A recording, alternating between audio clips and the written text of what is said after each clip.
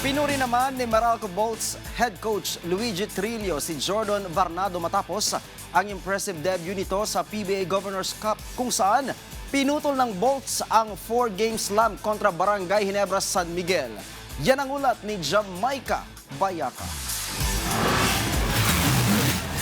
Isang warrior kung ilarawan ni Meralco Bolts head coach Luigi Trillo ang bagong import ng Bolts na si Jordan Varnado. Sa matagumpay na debut ni Varnado kagabi sa PBA Season 50 Governors Cup, naputol ang 4-game slump ng Meralco matapos talunin ang Barangay Ginebra San Miguel 97-88. Nagpakawala ang import ng 31 points kasabay ng 6 na rebounds, 4 na assists, 3 steals at 2 blocks para itulak ang Bolts sa panalo. Matatanda ang bago pa man magsimula ang conference noong nakaraang buwan, hinarang ang 29-year-old ng calf strain pero sa kanyang unang laro agad niyang ipinamalas ang impact sa court.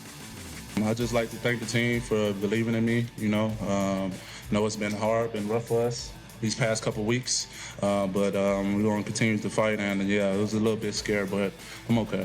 Para naman kay Coach Luigi Trillo, higit pa sa numero ang naipakita ng 6'7" forward. Sa fourth quarter nang lumapit ang Ginebra sa 3 puntos sa 81-78, si Varnado ang kumuha ng atensyon. Nagtala siya ng 14 out of 31 points niya sa final frame, kabilang ang clutch 4-point play at isang triple para muling palawakin ng kanilang kalamangan. Pinuri ni Trillo ang tapang ni Varnado na humarap sa hamon kahit galing sa mahabang layoff at napasok sa foul trouble.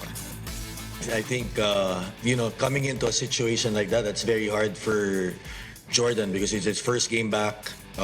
He's been out of his rhythm, but I thought he made a lot of big shots down the stretch. And, he's a warrior. He likes to take up to the challenge. When he had 5 fouls, he wanted to guard the import on the other side. But the one thing I noticed with him is he brings a lot of dimension to his game. He can put the ball on the floor, he can hit the three. We become a quicker team, right? So Hester and him both good, just different players all around.